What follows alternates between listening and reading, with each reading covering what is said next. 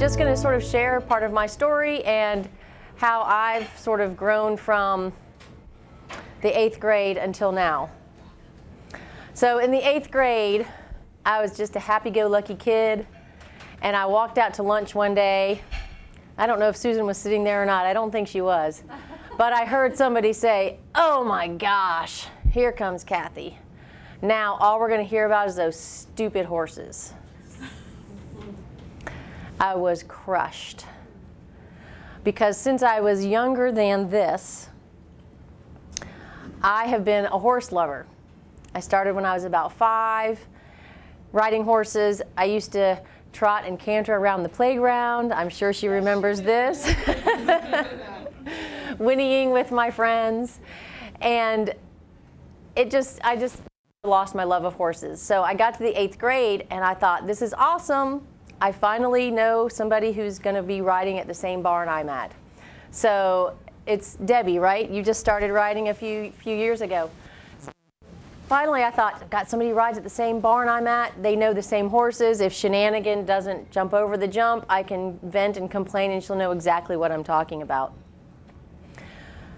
So like I said, I came out there and these words came to me. But I mean, I was a horse person to my core, and it just really, really hurt. I heard those words and I vowed to myself right then, I will never bring up the subject of horses again. And I didn't for a long time, probably 10 or 15 years, unless I knew somebody was already into horses, or unless they brought up the subject of horses and asked me about them. I never said anything about it. And even if they did, I would usually sort of scoot it off, change the subject pretty quickly, because I didn't want to be that person that was really annoying.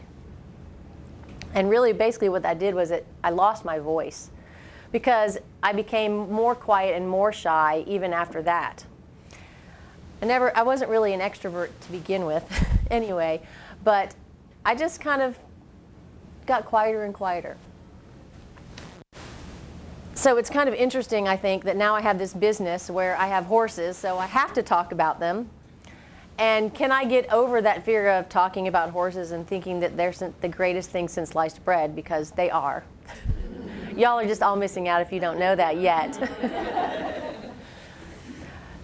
So I remember back in college even, finally, I think I decided that I was joining a sorority, and I thought, everybody just thinks I'm being a snob because I'm not saying anything. They don't know that I'm shy. They just think I'm being a snob. So I thought I just better start talking a little bit more. But basically, I just sort of lost who I was, lost my voice, lost my confidence, and really kind of lost the courage to put myself out there. These are my evil sisters. These, I think, are the coulda, woulda, and shoulda of our lives. And I know I'm not the only one who said, I wish I could have done that. Or if only I should have done something else.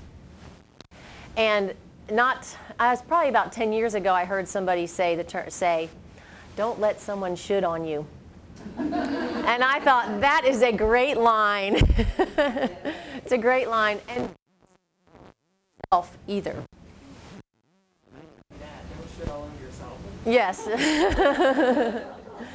Yes, I had to enunciate that very well with my father-in-law recently, because he thought I said the other word, and he laughed and goes, well, that's putting it on the table pretty clearly. And I was like, no, no, no. I said should.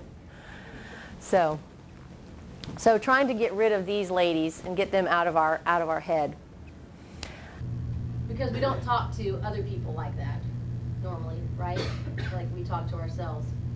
So why horses? And why have they I come full circle back to horses?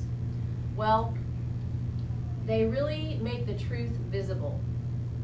And what I mean by that is, this is another phrase I say frequently, is that whatever happens in the arena happens somewhere else. So that if you are timid, if you are intentional, if you are aggressive, if you are firm, however you're acting and it's coming from the inside, it doesn't matter how much movement you're doing. What's coming on from the inside is what the horses are responding to. So they don't care if you have a million letters after your name.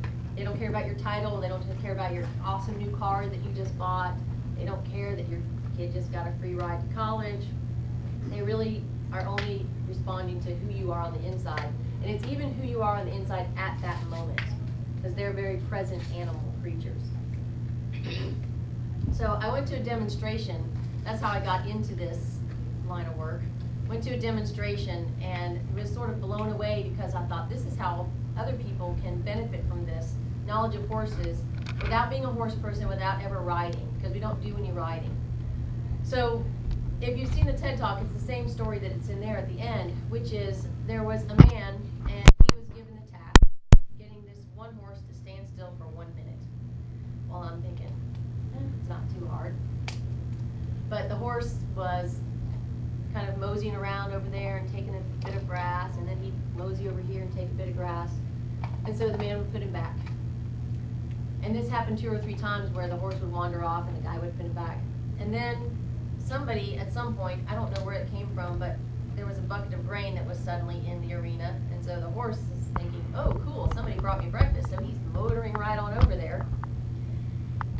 And again, it happened 2 or 3 times, and the guy just kept putting the horse back where he was. Finally, you could see the steam kind of coming out of his ears. He's getting more and more red. And so he lifted the bucket up and he put it outside of the round pen. And for those of us who are watching, which is another perspective from being in the arena, we were kind of like, why did he do that? He just took his perfect solution to his problem and got rid of it, because he saw his solution as a problem. And when we were debriefing it later on, the man said to the facilitator said to the guy in the arena, so I wonder how many times in your life, or where else in your life, are you so focused on the task that you don't see the answer when it's right there in front of you? And I thought, wow, blow me over with a feather. That's something I'm really good at, is making things harder than they really need to be. So clarity on really what the problem is, and backing that up to first knowing the clarity about who you are and who I was at the time. So this is my, oh, I'm on the wrong slide, I'm sorry. Clarity.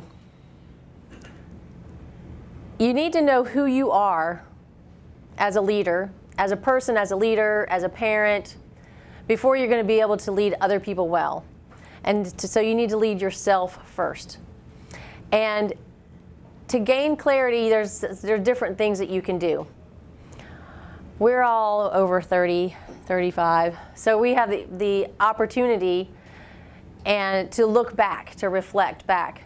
So I kind of think about the millennials that you were talking about, that I've got a 19-year-old son, and he's like, Mom, really?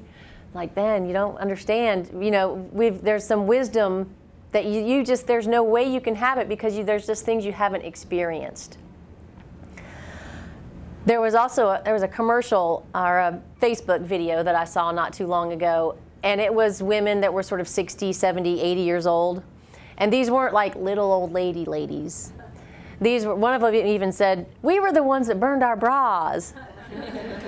But the things that they were reflecting on and wishing that they had done differently was to spend more time doing the things that they loved, that brought them joy, and to spend more time with the people that they love, and to have the courage to really share their feelings. And it can be really challenging in an environment like this to really share your feelings. So I love it when people say, I've got a new grandbaby, right? It brings sort of the real world into all your titles and all the things that we have to do on a day-to-day basis to maybe integrate. Because I think a lot of times we can sort of see ourselves kind of like this. We're a square from one direction and we're a circle from another, depending on what perspective you're looking at.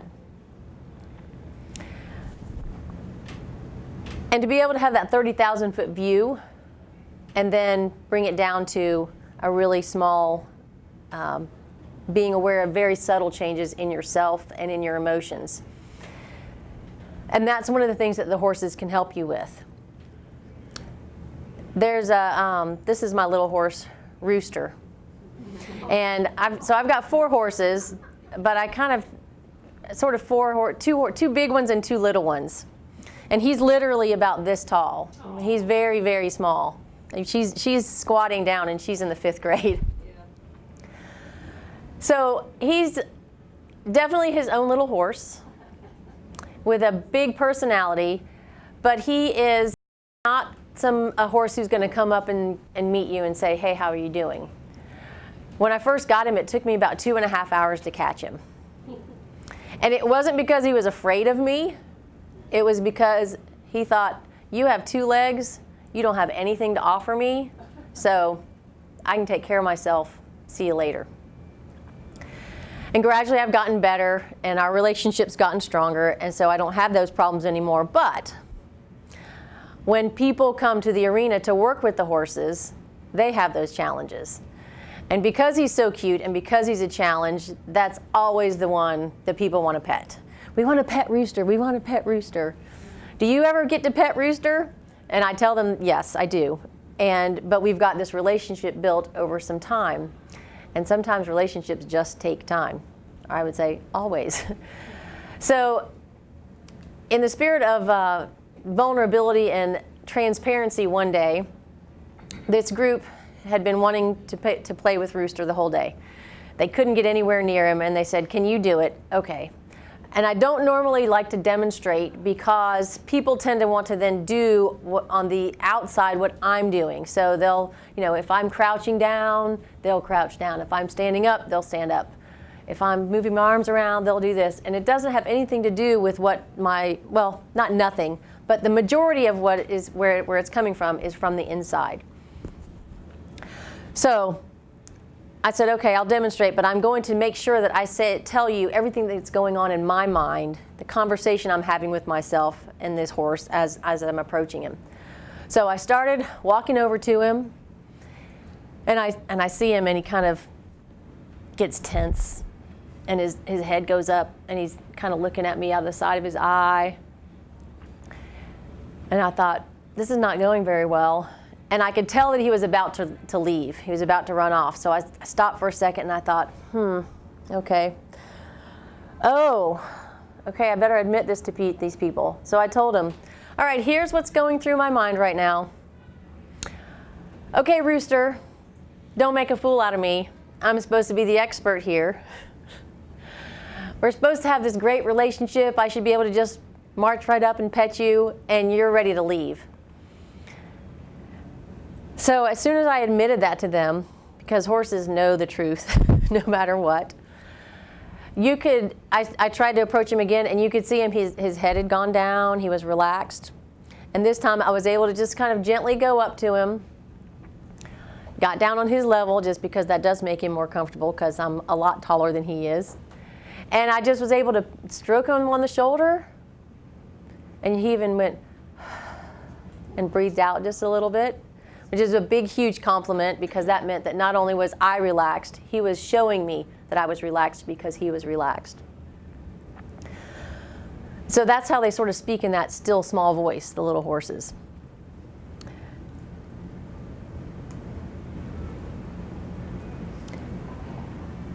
They speak to those places in us that can be broken, or that are broken, that might need to be healed. And I put this up here because a mosaic is something that, to me, it's such a good metaphor. I love metaphors. I'm always throwing out metaphors out there in the arena. It's a good, you think about a mosaic is something that's broken, right? It's broken pieces that someone then puts together in some beautiful pattern.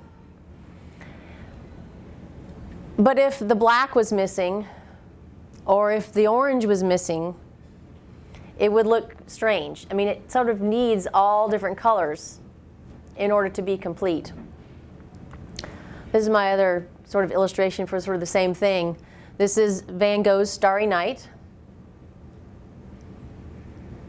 And this is the same painting, but without a certain yellow. And it looks unfinished, because it is. And so I tell people a lot of the time, if you're not willing to, oh, sorry. See, it's almost like sometimes you might not notice that it's missing until you go back and you see the real thing. And I think that's such a good metaphor for us and for our lives, both that we have to have sort of yucky brown or pukey green color in our life in order to make something beautiful, but we also have to have all the colors to make something beautiful.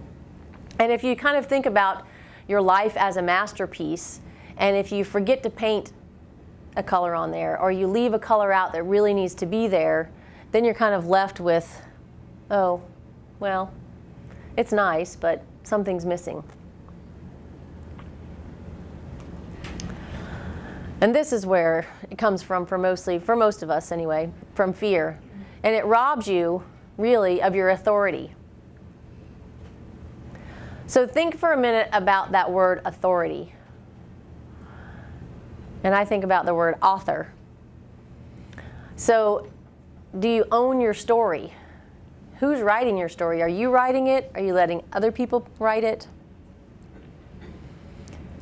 The good, the bad, and the ugly. And a lot of times things that are bad might happen to us, and we want to shove it under the rug or forget about it. But that's really, that might be that pukey green color. Or like you're talking about the girls in the human trafficking.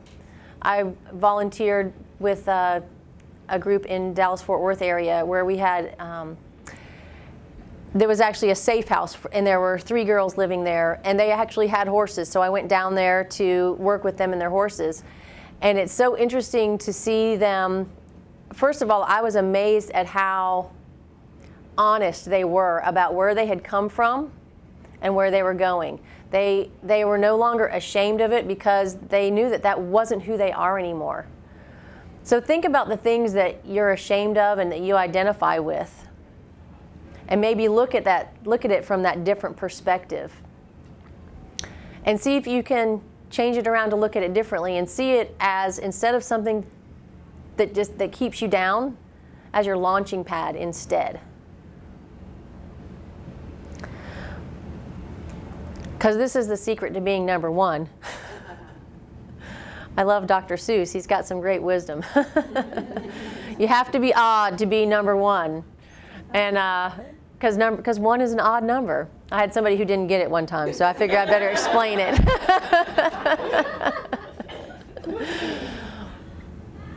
So I figured I was definitely odd that day in the 8th grade.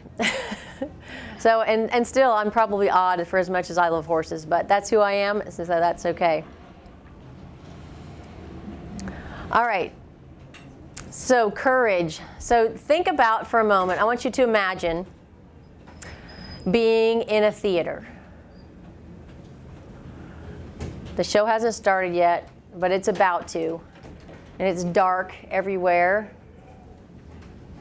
And you can hear the actors and actresses sort of shuffling to their space on the stage. And then all of a sudden the spotlight comes on, and it's on you and no one else. And you have to start the whole musical with an a cappella solo. Definitely makes me nervous thinking about that. Because I think we all want to be seen, right? We want to be seen and acknowledged for the things that we do and for the value that we bring. But we also have this sort of fear of being in the spotlight. I guess that's why public speaking is the number one fear. People would rather die than public speak. It's not really, I'd much rather do this, trust me. But so my son did that when he was 15 in the 9th grade. And I look back at it now, and even after the show, people were like, oh, he did great. I was like, he did, and I didn't even know he could sing. And I had no idea that he was going to be out there, the first one singing, literally just him in the spotlight. And I thought, wow, that took a lot of courage. And I asked him, how did you manage that? How did you manage that tension and that fear? And he said, well, I had practiced and practiced and practiced, and I knew what I was supposed to do. And I just had to quit thinking about myself and think about what the other people, what the audience was there for, and give them what they came for. And so it came from a place not of fear, but of generosity, of giving his spirit, giving himself, giving his spirit to the audience. And that's really, to me, the essence of courage, is having that, being willing to stand in that spotlight, manage that tension between wanting to hide and wanting to be seen. Okay, this is where y'all get to do a little exercise. You can use a piece of paper or, so if you'll draw one of these on there, a little coordinate axis. And then I just want you to think about 4 words. Up, down, forward, or back.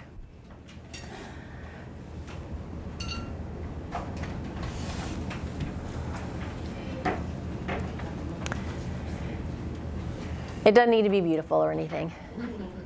So notice how you're sitting. Just notice. And would you say you're more up or more down?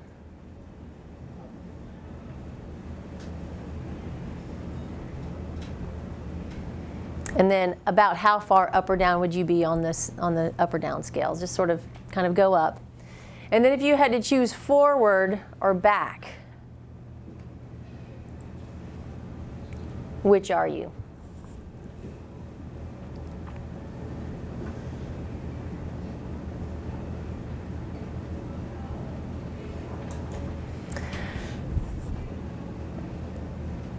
So when I was making this slide up, I was thinking, if I were standing up here, where would I be if I'm standing? So I figured I'd be pretty up. And I wouldn't be really too far forward because I'm not necessarily doing this, right? But sort of up and forward a little bit, because I want to project my energy out there, my spirit, all that sort of stuff, and engage with you because y'all are in front of me. You think about some people's posture when they're walking around. Or maybe, okay, let's do this, sorry, let me go back. This other dot you can think of. Now think of if you're at home watching TV. You're sitting on the sofa, watching a movie. Where are you going to be up, down, and forward and back? And sort of plot those on a curve.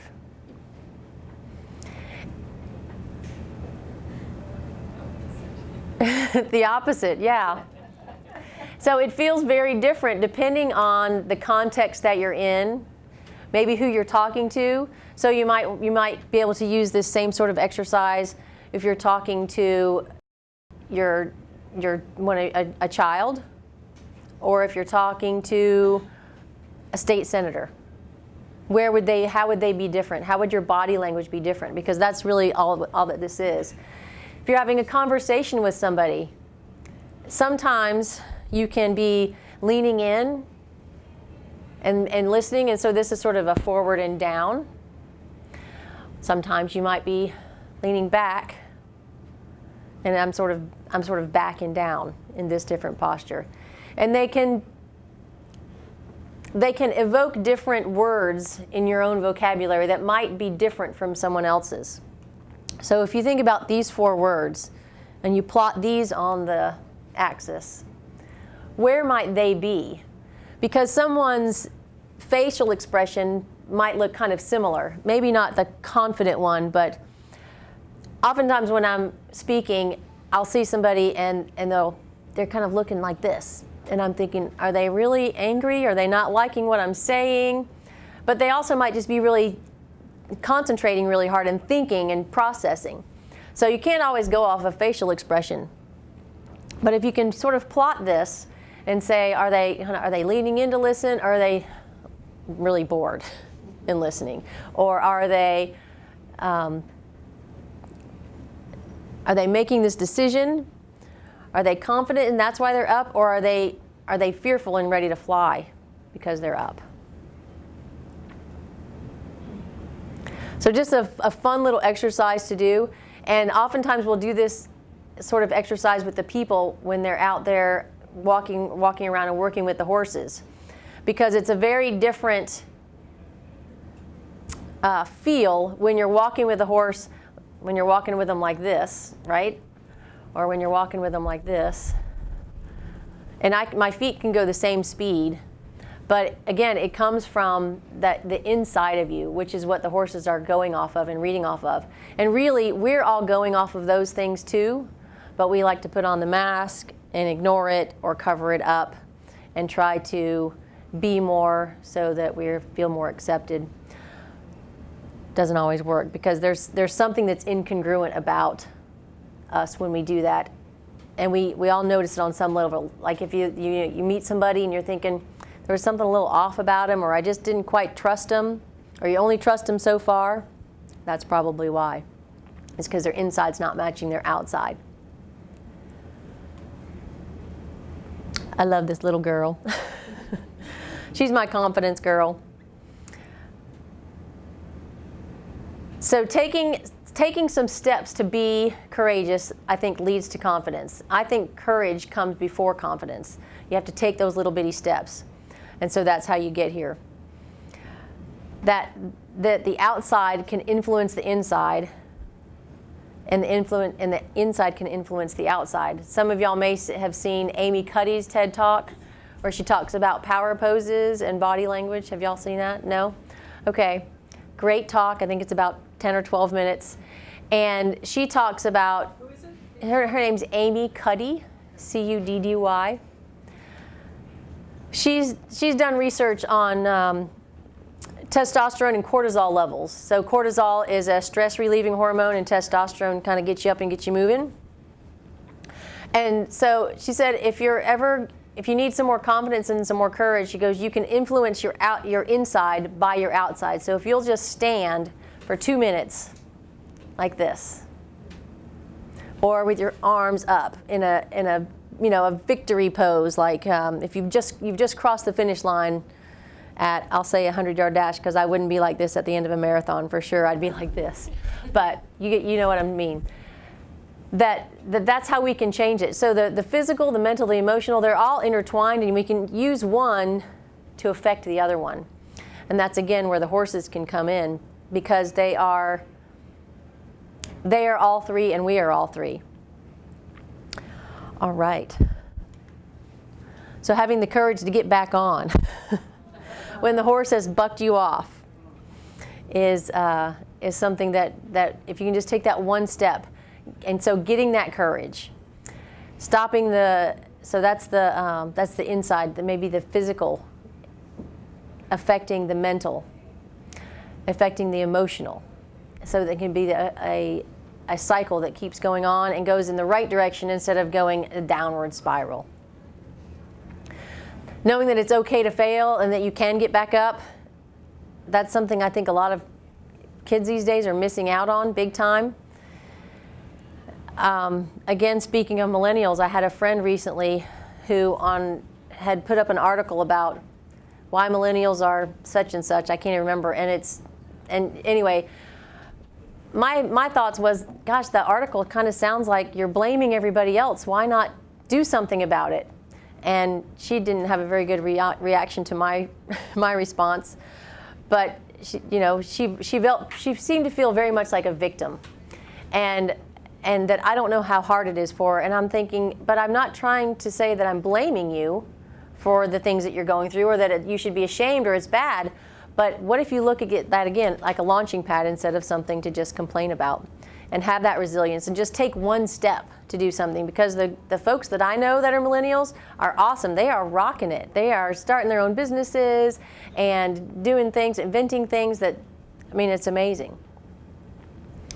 So to sort of not live by our feelings all the time, which it's easy to do. I mean, how many times have you, I know this happened to me before, you go into a room, you don't know anybody, but maybe there's a couple of people over there, and they kind of stop talking and look over at you, and then look back at each other again, they start talking again. And I mean, it's so easy to think, oh, they're talking about me now. Do I have something on my on my clothes? Does my hair have a bad hair day or something? It's easy to do that. So, good way to not do that. And I really do think that this is what our deepest fear is that we're afraid to shine. And I've got the candle up there because that's my reminder it happens to me at a Christmas Eve service or maybe a memorial service or a funeral or something when everybody has a candle and you pass it to the next person and light their candle and then you light their candle. And before long, the whole place is lit up with this great glow that wouldn't have been there, but somebody had to start it. And a lot of times, you being courageous and stepping out there and doing something that you wouldn't normally gives someone else the courage to go do that. Because they'll think, wow, if Barbara can do it, maybe I can do it. So take those opportunities. Take that opportunity to run your race, to be odd, to be number one in your own book. This is Secretariat. He definitely ran his own race.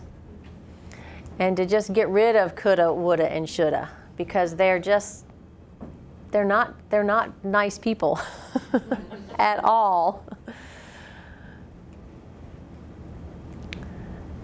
The horses will take these experiences if you want to practice them and make them real. Because step by step you can tell where you are what your intention is, because they will let you know. They'll let you know if you're really connected to them or not, because if you're not, they'll leave. And they weigh a lot more than we do. So yes, please go and have that courage to be odd and be number one. And I want to thank y'all very much. Sorry, thanks.